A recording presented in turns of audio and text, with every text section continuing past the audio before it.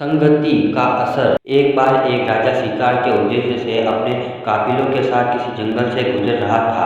दूर दूर तक शिकार नजर नहीं आ रहा था। वे धीरे धीरे घनघोर जंगल में प्रवेश करते गए। अभी कुछ ही देर गए थे कि उन्हें कुछ डाकुओं के छिपने की जगह दिखाई दी। जैसे ही वे उसके पास पहुंचे कि पास के पेड़ पर बैठा तोता बोल पड़ा, पकड़ो पकड़ो, एक राजा आ रहा है, इसके पास बहुत सारा सामान है, लूटो लूटो, जल्दी आओ जल्दी आओ। तोते की आवाज़ सुनकर सभी डाकू राजा की ओर दौड़ पड़े। डाकुओं को अपनी ओर आते देख राजा और उसके सैनिक दौड़कर भाग खड़े हुए। भागते भागते कोसों दूर निकल गए। सामने एक बड़ा सा पेड़ दिखाई दिया। कुछ देर सुस्ताने के लिए उस पेड़ के पास चले गए। जैसे ही पेड़ के पास पहुंचे कि उस पेड़ पर बैठा तोता बोल पड़ा, आओ राजन, हमारे साधु महात्मा की कुटिया में आपका स्वागत है।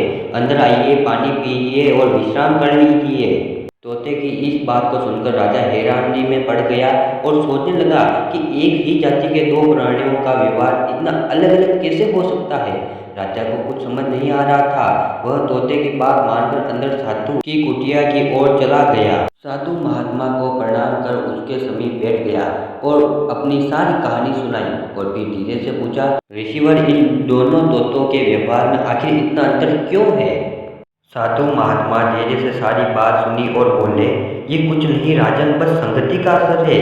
डाकुओं के साथ रहकर तोता भी डाकुओं की तरह व्यवहार करने लगा है और उनकी ही भाषा बोलने लगा है। अर्थात जो जिस वातावरण में रहता है ये वह वैसे ही बन जाता है। कहने का तात्पर्य यह है कि मूर्ख भी विद्वान के साथ रहकर विद्वान बन जाता है, और अगर विद्वान भी मूर्खों के संगत में रहता है तो उसके अंदर भी मूर्खता आ जाती है। इसलिए हमें संगति सोच समझकर करनी चाहिए। अगर ये कहानी आपको पसंद आई हो तो एक लाइक कर दें, चैनल पर नए हैं तो चैनल पर सब्सक्राइब कर दें। धन्यवाद।